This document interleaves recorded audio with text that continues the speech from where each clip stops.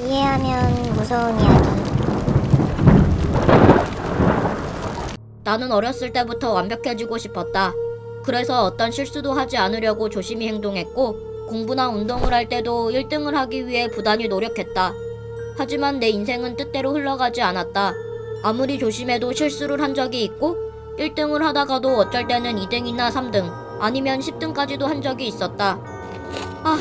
그리고 그런 일이 반복될수록 완벽해지고 싶은 갈망은 더 심해졌다. 나는 완벽해지고 싶어.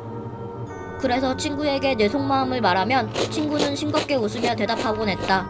야, 세상에 완벽한 사람이 어딨냐? 완벽한 건 신밖에 없어. 아니지? 신도 어쩔 땐 실수하지 않을까? 따지고 보면 이 세상에 완벽한 건 없네. 실컷 나를 비웃으며 혼자 떠들고는 과자를 먹는 친구의 입을 한 대 치고 싶었다. 물론 친구는 실제로 날 비웃지 않았지만 완벽해지고 싶은 나에게 저런 말들은 조롱이나 다름없었다. 그리고 그 조롱 섞인 말은 비단 친구만 한 것이 아니었다. 20살이 되고 대학교에 입학한 뒤 처음으로 디학점을 받았을 때 교수님은 위로랍시고 내게 말했다. 너무 우울해하지 마렴. 그 누구도 완벽하지 않은 법이란다. 그 말에 나는 기분이 나빴지만 꾹 참고 집으로 돌아왔다. 그런데 그때 마침 밖으로 나가려 했던 형과 마주쳤고 형이 내게 물었다. 틀림아, 잘 만났다. 너 저번에 나한테 빌려간 모자 어디다 뒀어? 네 방 찾아봐도 안 보이네. 모자? 맞다. 미안해. 학교에 두고 온 것 같아. 어떡하지? 그러자 형은 내 어깨를 한번 툭 치고는 말했다.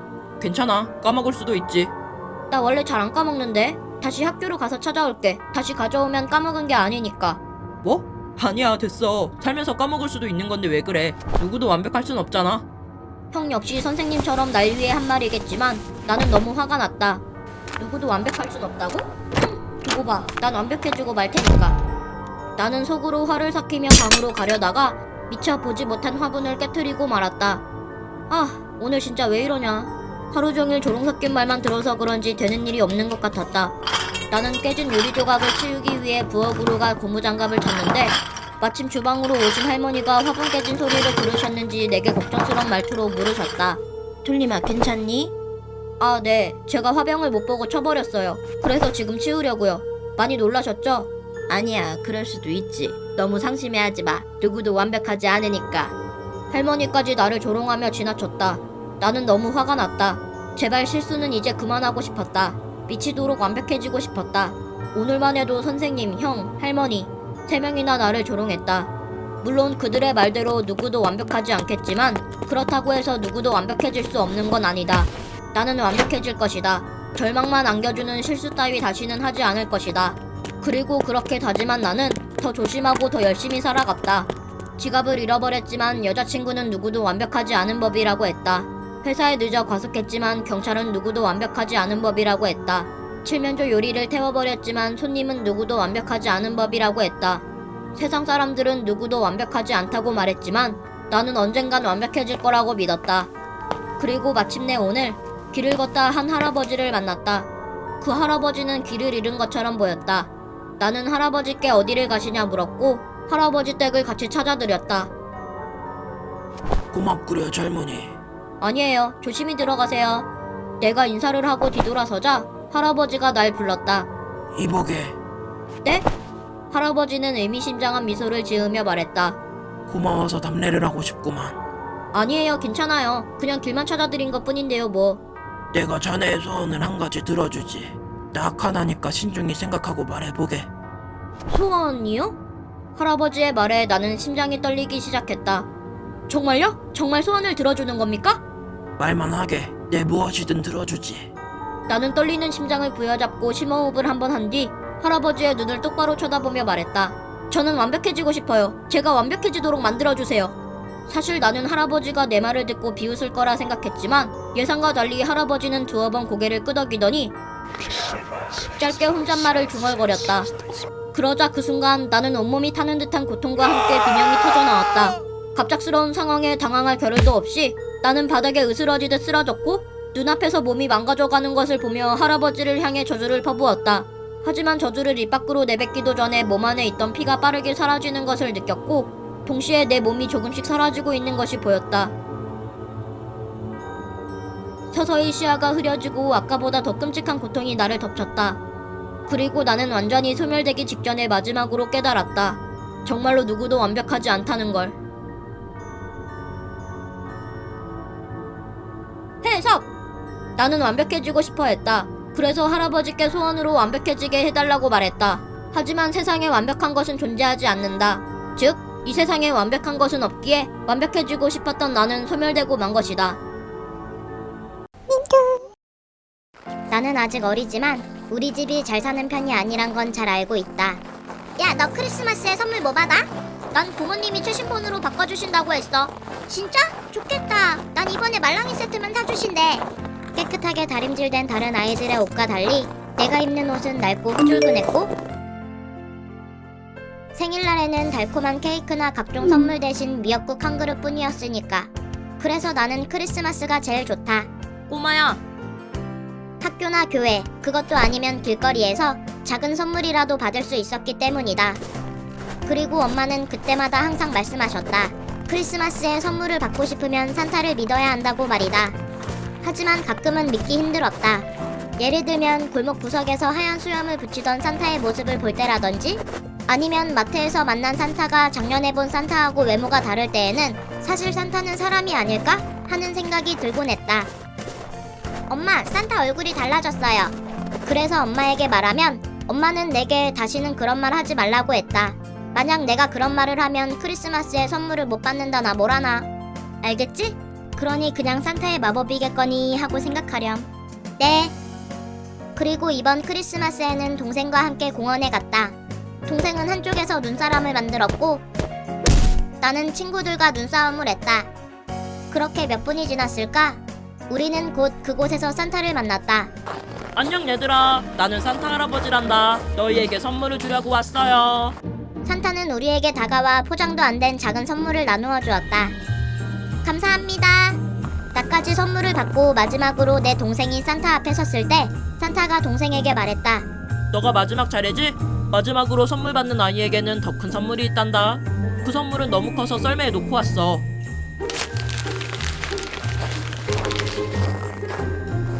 산타는 다정하게 동생의 손을 잡고 썰매가 있는 곳으로 걸어갔다.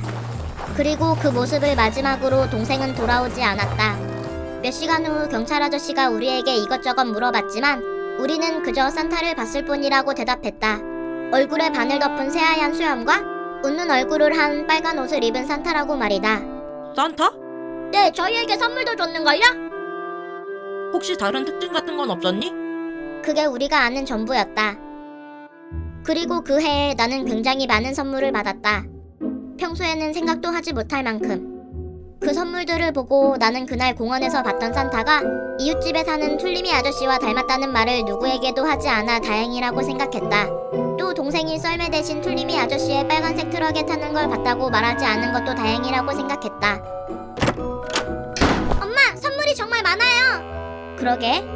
지훈이도 툴리미 아저씨네서 빨리 돌아왔으면 좋겠어요. 그럼 이 선물들을 지수야. 보고 좋아할... 엄마가 뭐라고 했지? 엄마는 이 이야기를 아무한테도 하지 말라고 했다. 그게 산타의 마법이라고. 크리스마스에 선물을 받고 싶으면 산타를 믿어야 한다고 말했다. 해석!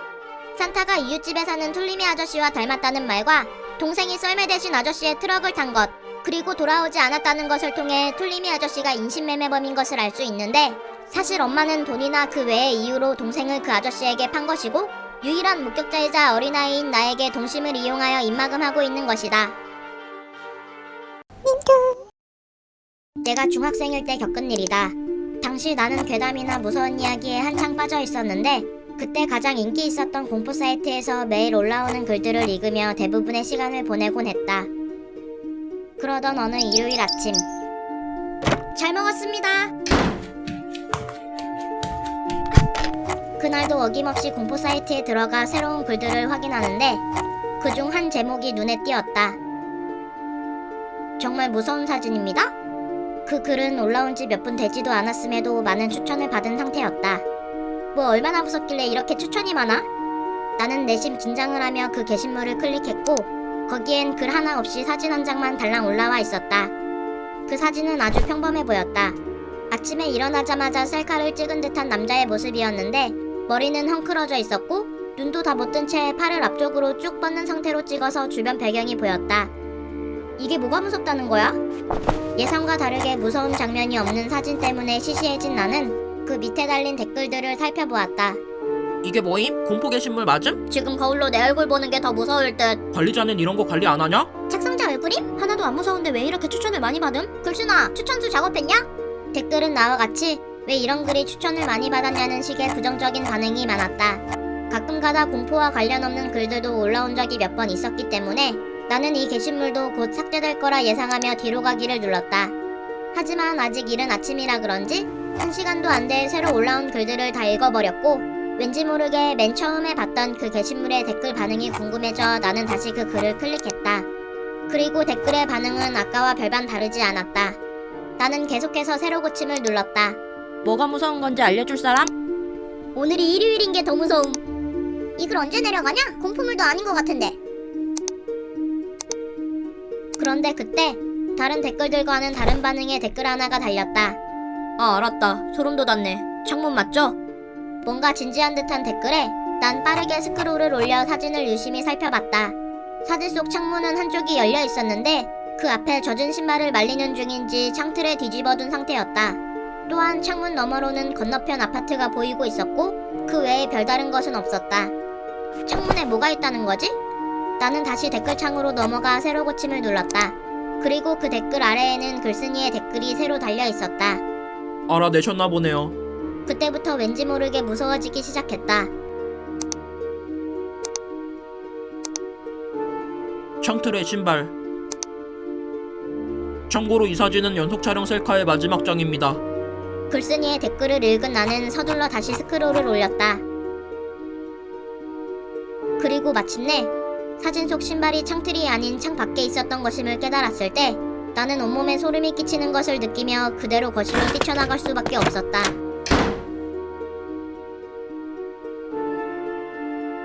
해석! 나는 처음에 사진 속에서 아무것도 발견하지 못했다. 그러나 잠시 후 댓글을 통해 누군가가 창틀에 있는 신발이 소름 끼친다고 말했다.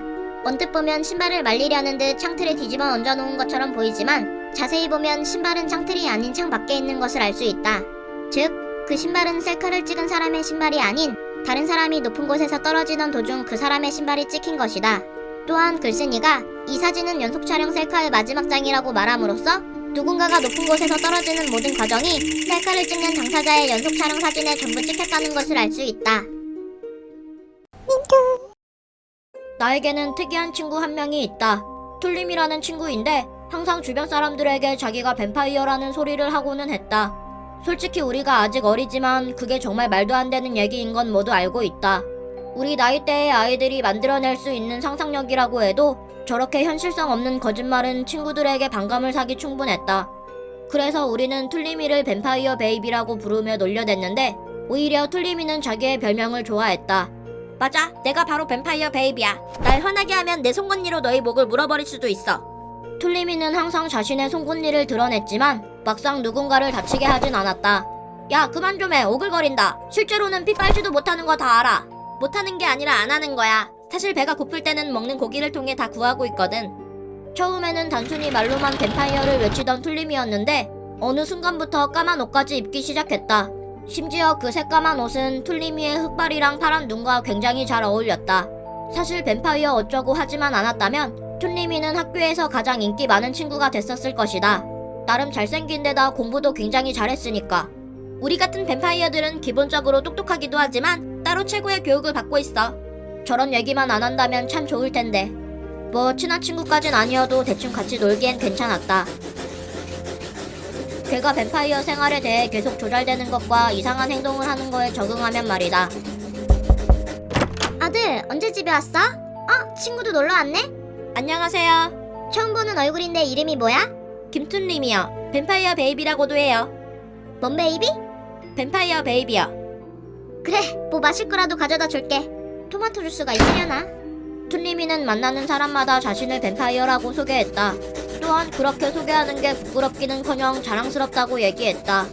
그리고 몇 달 후 생일 선물로 노트북을 받은 이후에는 인터넷에 자신의 글을 올리고 뱀파이어 동호회 사이트에 가입까지 하기 시작했다. 그렇게 툴리미는 인터넷이 주는 드넓은 가상세계로 들어가 뱀파이어와 자신을 더욱더 동일시했다. 나이가 들어 중학생이 됐을 때도 틀리미는 그 설정을 버리지 않았다. 그는 언제나 뱀파이어였다. 하지만 우리가 17살이 되던 해에 툴리미는 세상을 떠났다. 툴리미의 엄마는 심장마비라고 했고 툴리미의 아빠는 확인되지 않은 질환이라고 했으며 또 툴리미의 누나는 말하고 싶지 않다고 슬픈 목소리로 말했다. 우리는 툴리미가 죽은 것에 대해 너무나도 큰 충격을 받았다. 우린 너무 어렸고 그 당시 우리에게 죽음이란 것은 그저 영화 속이나 게임 속에서나 만나볼 수 있는 것이었으니까. 그리고 그게 내가 알고 있는 전부였다. 시간이 흐르고 흘러 20년 만에 고향으로 돌아왔을 때 우연히 마주친 한 남자를 보고 멈춰섰다. 친절하고 관대했던 이 작은 동네의 경관님이었다. 그리고 경관님 역시 나를 기억하고 있었는지 내게 다가와 물었다. 아이고 꼬맹아, 아저씨 기억나냐? 당연하죠. 우리는 그 자리에서 몇 분 동안 얘기를 나눴다. 경관님은 나뿐만 아니라 내 친구들도 기억하고 있었다. 나는 내 친구들의 근황을 알려드렸다. 걔는 벌써 애가 둘이에요. 신기하죠? 그놈이 어렸을 때는 울보였는데 말이야. 그래도 다들 평범하게 잘 살고 있는 것 같구나. 경관님을 봐서 그런 건지 아님 이 동네에 와서 그런 건진 모르겠지만 그 순간 나는 툴리미가 생각났다. 네, 툴리미만 빼고요. 내가 조용히 덧붙이자 경관님도 툴리미가 생각났는지 표정이 어두워졌다. 그래, 끔찍했지. 심장마비요? 아니란다. 못 들었니? 내 물음에 경관님은 의아한 듯 말했다. 툴리미는 심장마비로 죽은 게 아니야. 자기 방에서 목이 부러진 채로 발견됐지. 그게 무슨... 경관님은 내가 상상도 하지 못했던 말을 이어갔다. 그 사건은 아주 특이했어. 부러진 목에는 2개의 구멍난 상처가 있었거든. 그리고 그 옆에는 라틴어로 적힌 쪽지가 놓여 있었지. 하지만 그 당시에 우리는 그 쪽지가 무슨 의미였는지 결국 알 수 없었어. 그 외에 어떤 증거나 DNA의 흔적도 찾지 못했고, 그래서 결국 이 작은 마을에서 일어난 무작위 폭행 사건으로 종결됐지. 그럼 지금은 그 쪽지가 해석되었나요? 해석했지. 뭐라고 적혀 있었어요? 그냥... 아니, 넌 아니야 라고 적혀 있었단다. 해석! 툴리미는 자신이 뱀파이어라고 허풍을 떨었고 나를 포함한 주변 사람들 역시 그의 허풍을 웃어넘겼다. 하지만 죽은 툴리미의 주변에 남겨진 쪽지와 목에 있는 2개의 구멍난 상처를 통해 진짜 뱀파이어가 우리 주변에 있다는 것을 알 수 있다. 즉, 사람들은 뱀파이어가 허상의 존재라고 생각했으나 뱀파이어는 실제로 존재했으며 툴리미의 주변에 있던 진짜 뱀파이어가 뱀파이어인 척하는 툴리미를 죽인 것이다.